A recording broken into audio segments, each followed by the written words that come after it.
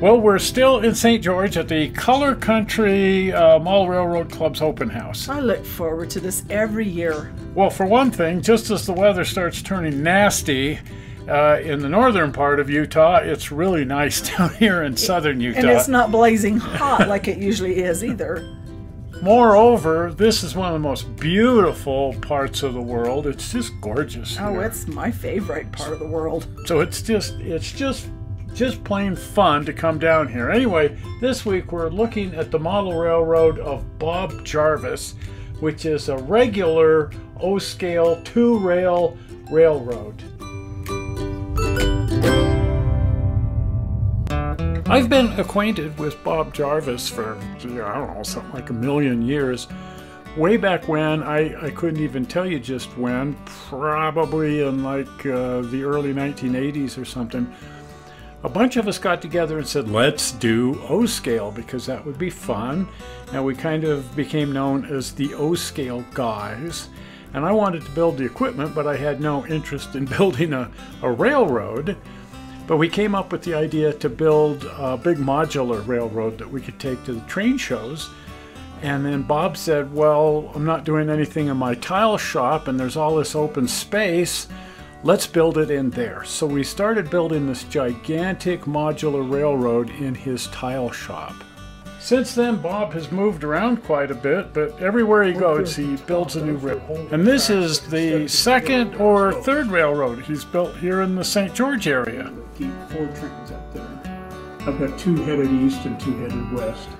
You know, often railroads run either clockwise or counterclockwise. You know, that's very, very common for that to happen. But we like to run this one both directions. Last week we were at Jim Harper's railroad, and Bob and a couple of his friends who run on his railroad were over there because they all run over Jim's railroad too. Well, that sounds like a lot of fun. Jim's railroad is Proto 48, so it's the same scale, but it's a different gauge, so they can't run their trains over here, but they love to come over here and just run on Jim's railroad with Jim.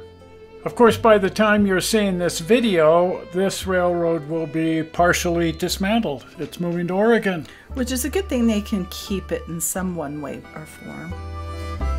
So from now on, Jim Allen and Ron Mitchell will be operating exclusively over at Bob's railroad. So those two guys are kind of like I at least used to be.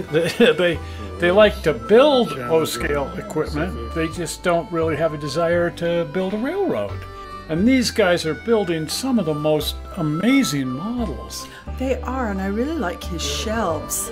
So fortunately, we were able to see some of the models that they've built over at Bob's railroad, but stuff like this Big 9, well, that's not going to run on those kind of curves. It's just massive. It's got 6 drive axles. Good grief. So at the moment, like I'm working on an FEF2 so that I'm, you know, redid this pilot so that it'll be a drop step pilot. Ron Mitchell here. Okay. These are your engines. Yes. Yeah, all the Jeeps right here are. All these Jeeps. Ron's a quite locomotive builder. That is quite the detail. My gosh. And the B units, you know, I think only Pennsylvania and UP had Jeep 9B units. And, you know, so when these are red caboose, and when... These are so good. I mean, I would swear I'm at a rail yard looking at the real thing. Yeah, all of these models. These guys do the absolute best building. A lot of what they're doing here is getting brass locomotives and then super detailing them.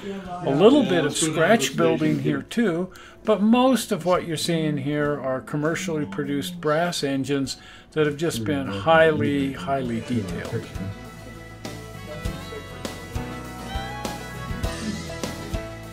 Stuff that I have been able to get over the years has been basket cases or things that people got tired of, and I enjoy fixing things that you'll have some problems. And, you know, there's nothing that can't be fixed. It's just a matter of sitting down and taking the time and finding the parts. And I really enjoy detailing engines. I have a friend named Dennis Mashburn in Texas that his enjoyment is the mechanics, you know, but my enjoyment is the detailing. I mean, I like stuff to run well, and I hope that it all does, but the detailing is what I really enjoy. And so if I go to O-Scale West and folks there have things that they're disgusted with, they've dropped or whatever, you know, that's it. It becomes available. Things that you're never going to see in Utah. You know, it just, you know, there just isn't the population here to get all of the stuff that's available on the coast. The Chicago show in March is really a great place. The Southwest show that takes place in Fort Worth is a great place to go. And you know, the camaraderie is special, really. So when did you move down here? I moved down here in 2011, I believe, and I've lived in a couple of houses. This one I've been here 12 years. You know, and a lot of the stuff that you're going to see when we go in the train room, it came from Summit Park when I lived up above, you know, on the way to Park City, where I had my business. I was in the tile business up there. You know, great place to be at that time. Anyway, you know, when I moved down here, I saved everything I could. The track and, you know, and the scenery and all that, you know, I saved switches, but the track just couldn't, once it's been ballasted, you can forget it. You know, it's not going to move without being damaged. But anyway, so I've been here 12 years, say. Check out this beautiful scratch-built caboose. That is a work of art. The reason I was able to get these guys was that Jim Allen had a caboose that had some missing, so we took the ones that were there, we took one of them off and sent it to Dennis Mashburn in Texas. So many of these locomotives are just massive. Big boy. Oh, yes. And we were just looking a few minutes ago at a Challenger, and here another big boy. Just an amazing collection of brass locomotives.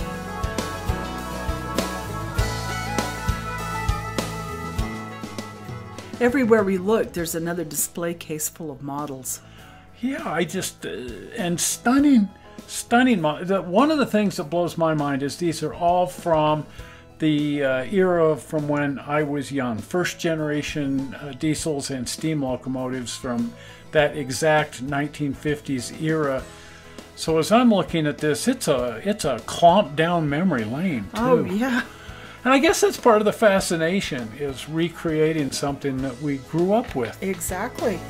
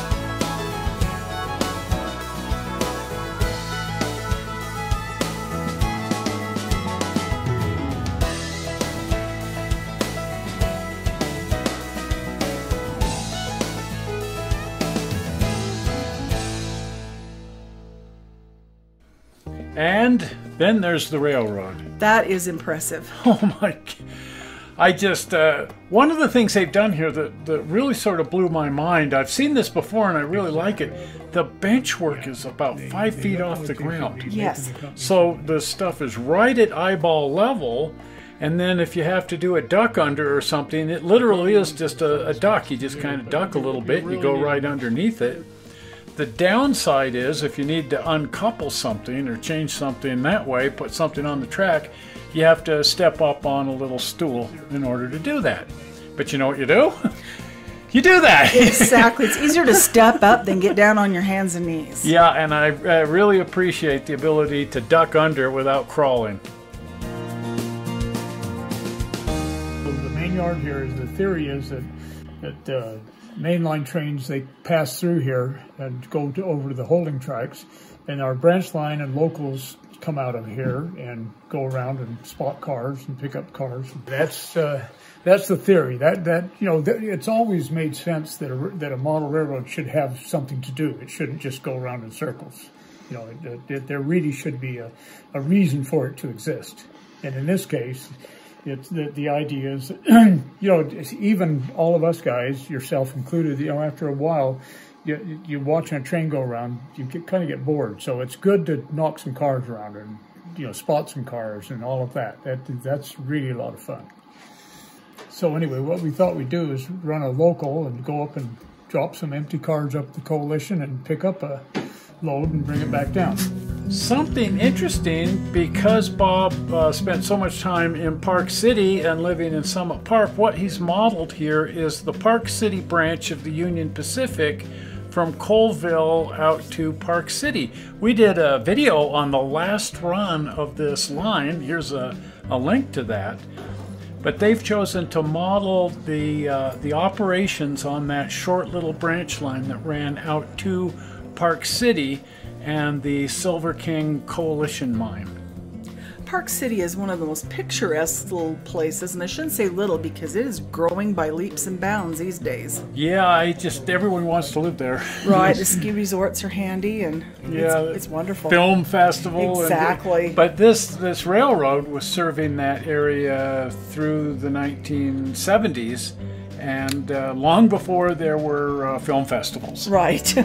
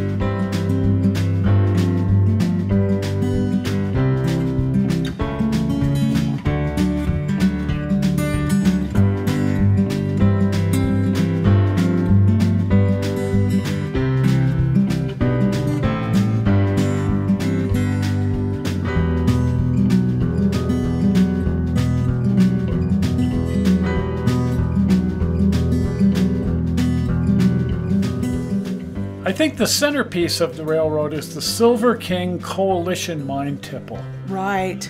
This really became the symbol of Park City. It's even still present on the city's seal. Unfortunately, some guys got in there and started a fire and burned the whole thing down, so it's no longer there. But I have fond memories of this building, and he's done a first-class job of modeling it. I had a spring when my business, we had a short period where there was nothing to do, so I decided to sit down and build the coalition building. Yeah. So anyway, that's what happened. I had the time, and I decided not to waste it. So, yeah, and the plans are in the Craftsman?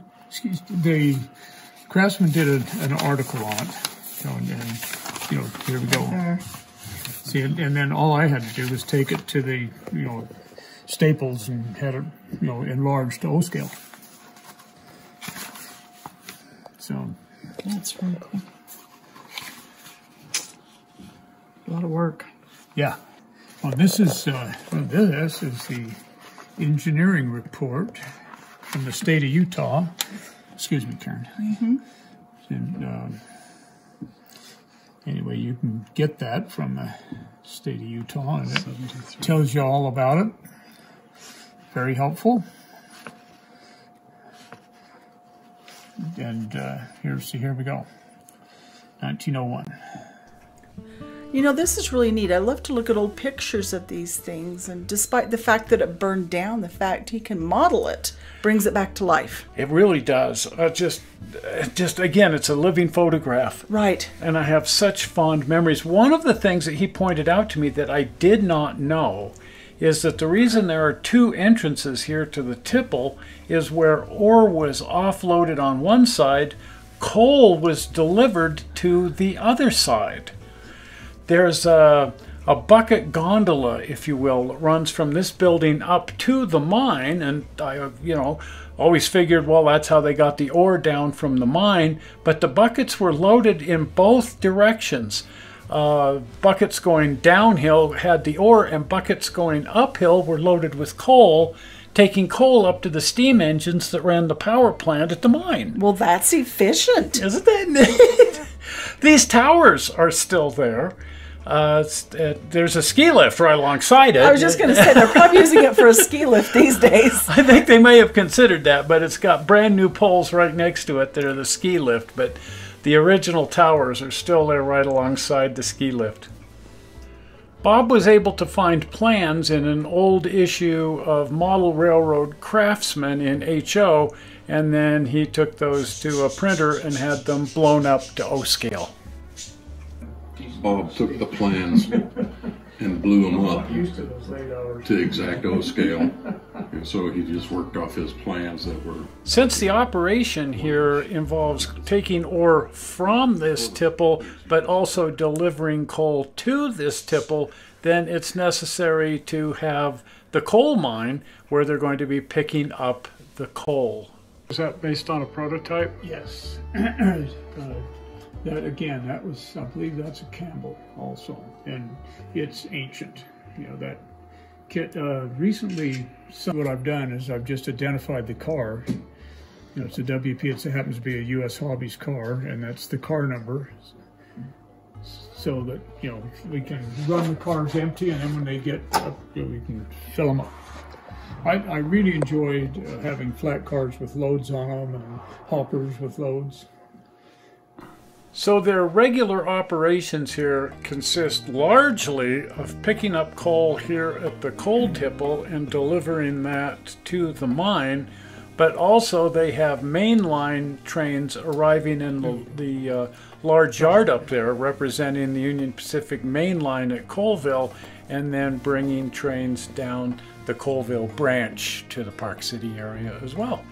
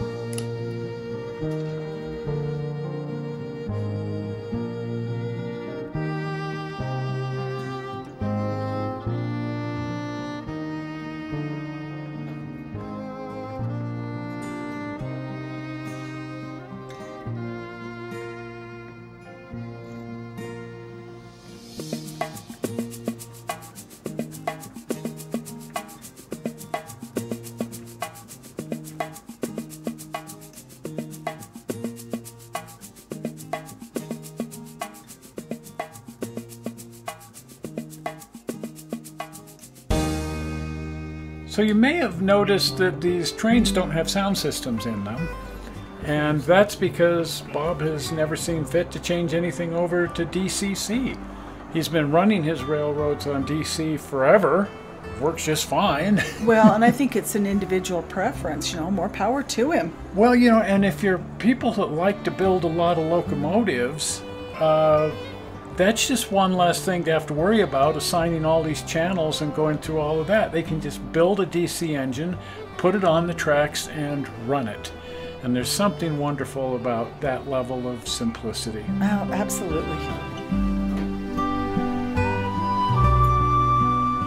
Well, another fine railroad here at the Color Country Model Railroad Club. This one's never on the open house. Right. Well, for one thing, they've always been over at Jim's house running, and they're helping to present his railroad, so they don't need to come over here. They don't have the time to run both railroads. Moreover, this railroad doesn't really lend itself to public appearances, if you will. Not really. It's all very high up on bench work and a lot of duck unders.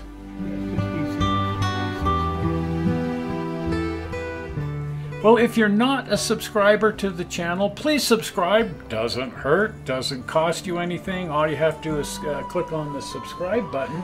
However, if you want to financially support the channel, you can click on the join button, and that will help us to support the channel financially. But it doesn't cost anything to click on the upcoming blue subscribe button. Are we ready for that?